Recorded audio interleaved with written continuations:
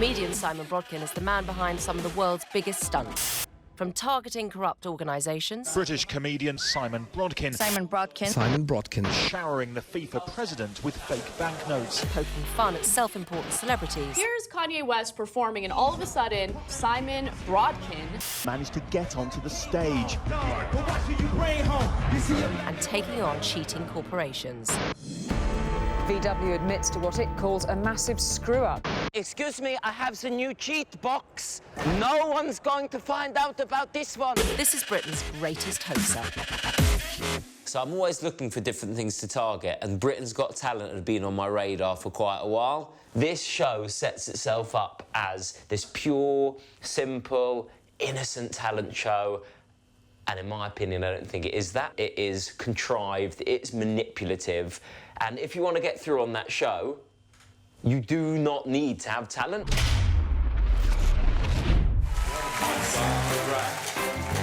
What about rain?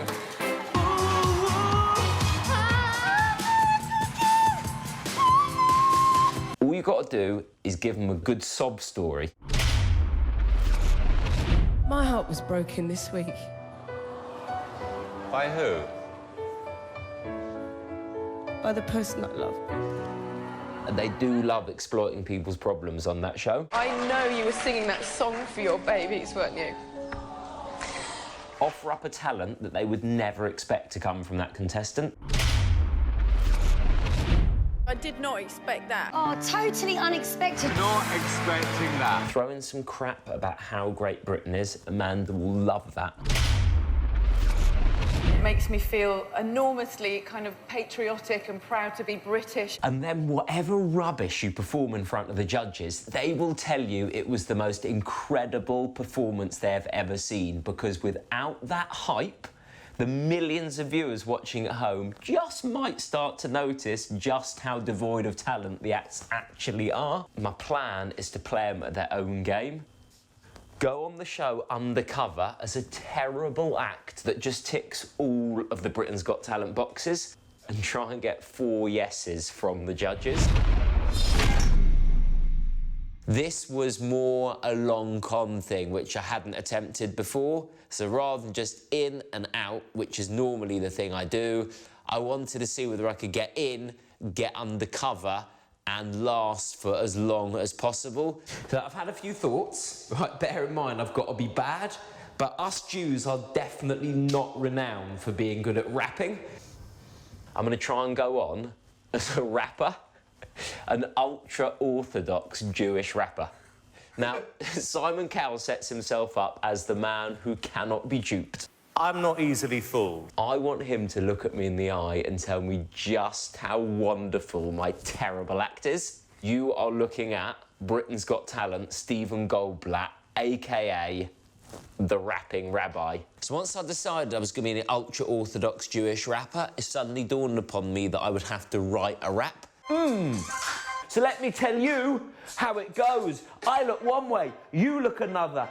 That doesn't mean I'm not your brother. A beard, a burqa, or jeans and a tee. We've all got our outfits to a certain degree. So next time you see someone with different skin, or different clothes they're in, or a beard on their chin, or just someone who reminds you in the slightest of Osama bin, remember to... That is terrible. The judges are going to love it. Got my look, got the costume, went up to Manchester, and I'm ready for these open auditions. And I guess I'm worried about is just trying to remember Stephen Goldblatt's box-ticking backstory. Because the Orthodox community he was from, he had to listen in secret to the likes of Eminem and Dr. Dre. He now volunteers at a community centre. And has recently decided to give hip-hop a go himself for the first time because Britain's Got Talent special. Life's too short.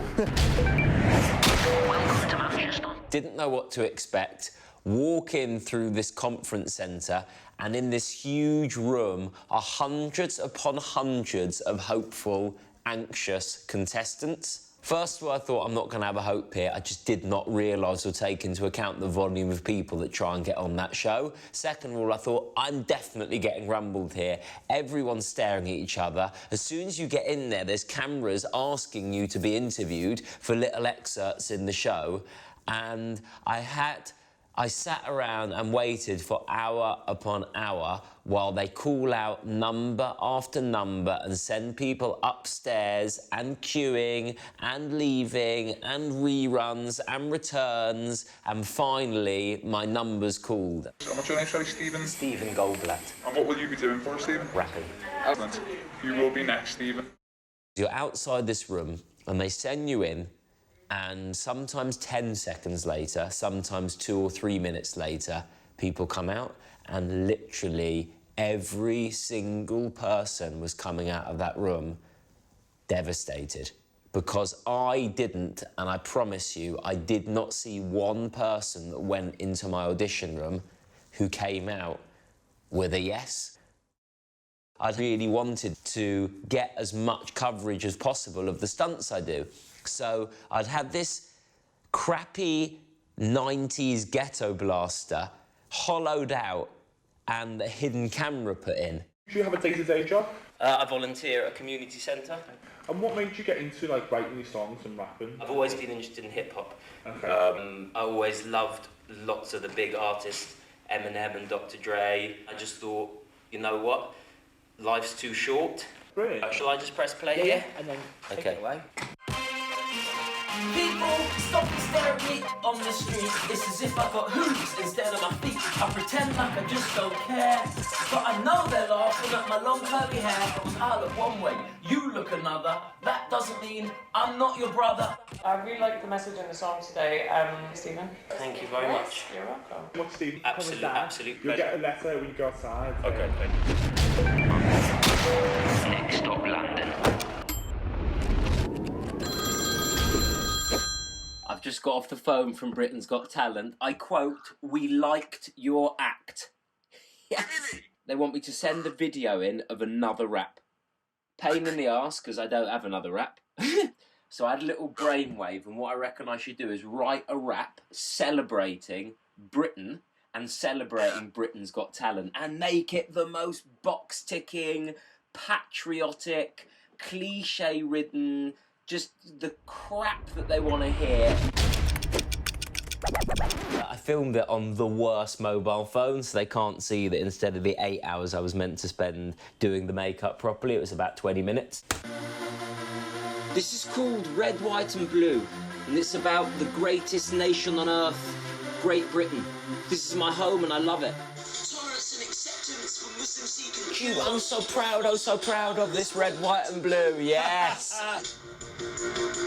I've mentioned the judges. I think their colossal egos are going to love that. It is perfect for Britain's Got Talent. I never expected to be as protracted as it was. I expected to do a round, maybe 2 rounds, a couple of phone calls, and then they'd give me a yes or a no. It went on for weeks and weeks. This is Britain's Got Talent. Hello? Hello, it's calling from Britain's Got Talent. Hello? Were you put on the shortlist for the London auditions for Britain's Got Talent? That's really, really great news. What I will do now is send you an email and also attach a questionnaire. Can you fill that out in as much detail as possible and get it back to me as soon as you can? Dude, this is 13 pages long. What are you hoping to achieve from being on Britain's Got Talent? What's your lifetime ambition? What are your hobbies outside performing? Have you won anything? Do you have any other special talents? What's your ultimate dream? Have you any qualifications? Have you any children? Any relation? I didn't realise this was actually going to involve work.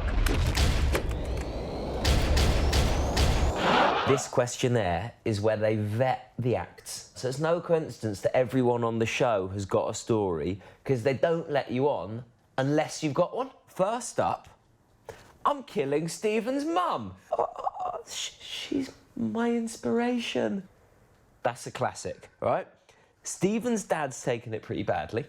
Don't worry, I'm his carer. Oh, Stephen. I know, Amanda. The audience will love it as well, right? So we've got a meek, stuttering, underconfident, ultra-orthodox Jew who loves Great Britain, is a massive fan of the show, and, inspired by recent bereavement and now caring for his dad, has found an emotional outlet as a rapper. That's going to be hard to turn down. I could stand there and shit on the stage. Who cares for his dad? His mum's just died. He's a Jew. Congratulations.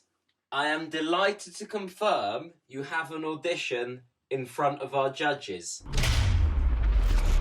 Finally, the day came. It was the auditions in front of the judges. Cowell, Amanda, Walliams, Dixon.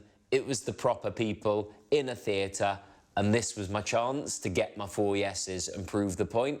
Backstage in the holding room, and I've no idea when we're on. 10 hours of being watched and analysed and interviewed and produced and pushed around and made to dance. Going a little more, so keep going. Before I go on a little bit, that's good.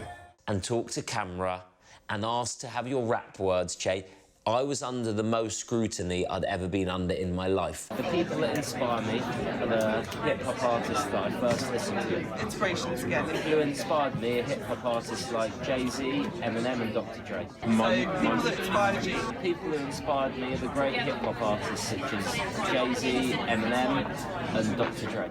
And I'm in this makeup, and the makeup is meant to last hour, 2 hours, 3 hours. This is film and TV makeup. And in a film and television production, well, normal TV production anyway, there's a makeup artist on hand who can just say, oh, stop, something needs adjusting, more makeup needs putting on, the nose needs pushing back. I was there and I was being stared at. My nose has started to fall off. During the interview, she said, what, something's on your nose, I think. She thought it was a bogey. I hope anyway. I said it was a cold sore. I'm gonna have to sneak out and get it fixed. I keep very still. I would believe it was cold related, yeah. If they find that you are taking any photographs through the course of the show, they will take your camera, they will smash it. Ladies and gentlemen, got crazy Simon Cowell!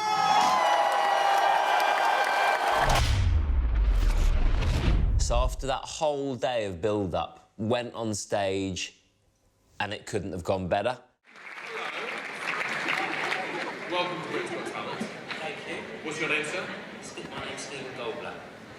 And, Stephen, what are you going to do for us today? I'm passionate about music, and I've written something. It's all about Britain and how great Britain is, and how so many great people. And do you have a day job, or is this what you do full time? I care for my dad at the moment. Good for you. Thank you.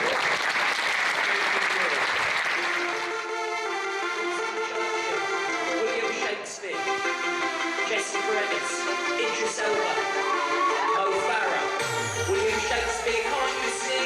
British skies are grey, British countryside's green. It's the British skin colour, there are thousands I've seen. There's just 3 British colours that should matter to you. And that's the famous, oh so famous British red, white and blue. See, it's Scots and deck, what the pint, what the heck, what direction will it take? British trains that make me late. Simon Cowell, Russian backs, fish and chips, bleach sticks, famous Brits included down. Alexander Graham Bell, we invented everything from the 10th to the web. We gave the world football and we love a celeb. We watched them in the jungle to add to that they beg. We prefer a man to hold them to someone like the Clegg. National dishes Vindaloo, we beat the French at Waterloo. Tesco's and Panam, plumbers from all the land. Next time you see another Union Jack, think what this country's given you, then try to give some back. Tolerance and acceptance for Muslims or Jews. I'm so proud of this red, white and blue. Grey skies, sweet and slow, road work so slow. Politicians on the make, winter virus flu outbreak. Never sun, only rain, my favourite thing to complain. But none of that should get you down, ever get you down. Because this is Britain, all of our Britain. One with the crowd! You know what, that was great, Stephen. It makes you feel proud to be British. It could be like a new national anthem, couldn't it? But I like you, Stephen. I wouldn't have imagined that coming from you, because you're a little quiet little thing, and then when the song started, I mean, it turned into like 50 Cent.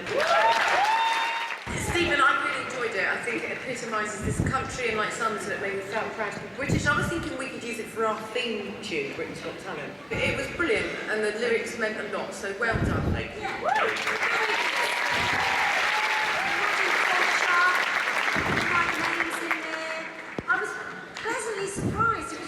refreshing. Come on, Great Britain. Yes. Red, white and blue, baby. Yes. Yeah, it was wonderful. Quite unexpected, but it made me very proud. So we're going to vote. It'll be fun. Yeah, I like the fact people are standing up for this country. Good for you. It's a yes. Thank you. You've got 4 yeses. Well done. Not only did I get 4 yeses, the judges seemed to love it. The compliments they were giving me were exactly what I was hoping to get, saying how proud they made them feel of Britain and how good for me, and it wasn't what they expected. It was perfect. I did the show, went out, was getting another interview. I had another interview to go before that was it, finished. And just before this final interview of the day, I'd got my 4 yeses. Something suddenly felt like it wasn't right. Can you come here a sec, Stephen? Executive producer. Stephen, are you Lee Nelson? No. Heart sank. I was gutted. I mean, I was hoping that by me denying it, they'd let me get away with it. But it's obviously nonsense. And once they think it's me, they would have then gone and looked at all the interviews more, checked out the cameras and the angles even more close up, and analysed and realised that it was me. BGT's over. It made the papers. Funny man Lee cons the BGT judges as a rapping rabbi. They have no idea how someone so well-known slipped through the net. I still proved my point. I did get 4 yeses from the judges, and having put through a not very talented act, but gutted that I didn't get on the live show. And I don't know. It's that famous, oh so famous British red, white and blue. I can sense a Christmas #1 from that. I don't think the show is over for Stephen Cowell.